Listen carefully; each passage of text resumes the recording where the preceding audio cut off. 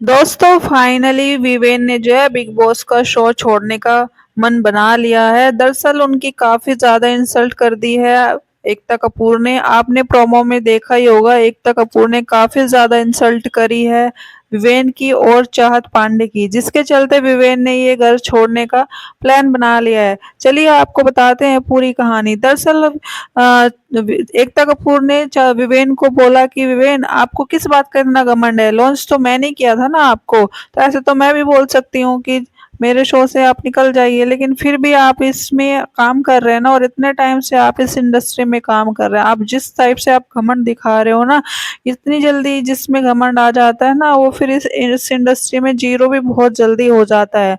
और आपको किस बात का इतना घमंड है, आप जो सबको सुनाते फिरते रहते हैं बिग बॉस ने मुझे इतने साल तक ऑफर दिया और मैंने रिजेक्ट कर दिया, मैं इतने साल से काम कर रहा हूँ, मैं एक्सपीरियंस हूँ, मैं सीनियर हूँ, ये सब आप सब पे झाड़ते रहते हैं, तो ये किस बात का आपको इतना घमंड है। इतना घमंड ठीक नहीं है, क्योंकि कभी भी हमें जिंदगी में हमेशा काम करते ही रहना चाहिए। मंजिल कभी भी नहीं मिलती है, लेकिन हमें हमेशा ही काम करना पड़ता है।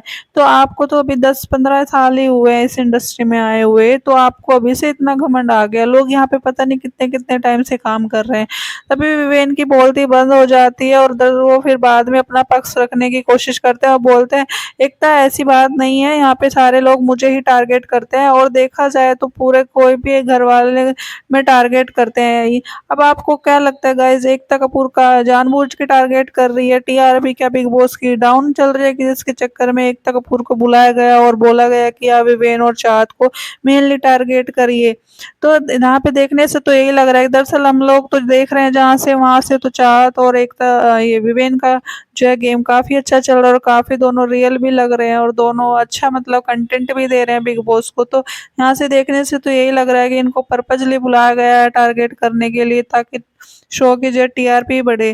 तो आप ये अगर आपके माइंड में कुछ इस टाइप का है तो प्लीज कमेंट में करके जरूर बताइएगा। चलिए आगे बताते हैं, फिर उन्हें किसकी क्लास लगाई। उसके बाद उन्होंने रजत की क्लास लगाई और रजत को बोला रजत आप बहुत, आपको तो मैं शो से उठाकर ही फेंक दूंगी, जिस तरीके से आप बदतमीजी करते हैं, गालियां करते हैं ना बच्चों, ये मेरा शो है, ये आपका कोई WWE शो नहीं है, ये मेरा शो है, यहाँ पे मेरे हिसाब से रहना पड़ेगा, और गाली गलौज तो मैं बिल्कुल भी बर्दाश्त नहीं करूंगी।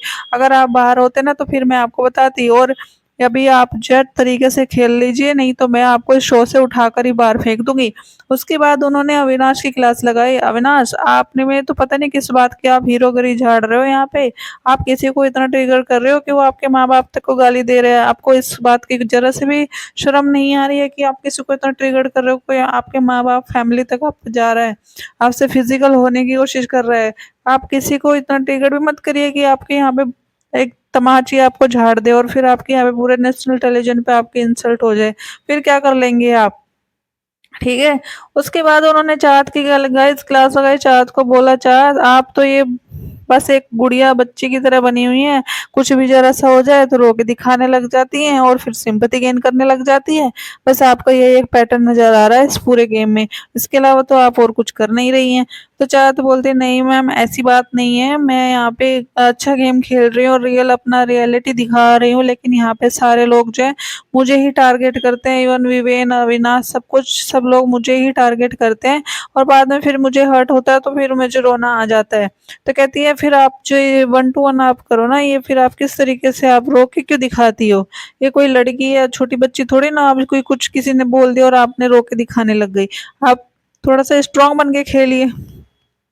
उसके बाद उन्होंने सारा अरफिन की काफी ज्यादा क्लास लगाई। सारा को तो उन्होंने ये तक बोल दिया सारा आप एक लड़की होके भी एक लड़के के कपड़े फाड़ रही है, इससे ज्यादा मतलब कि लड़की की कोई बेइज्जती हो नहीं सकती, कि आपको कुछ समझ ही नहीं आ रही है, आपको सोच समझ ही नहीं पा रही है कि आपको करना क्या है। आप इतनी आग बबूला हो गए गुस्से में कि आपको सही गलत का फर्क ही नहीं नजर आया।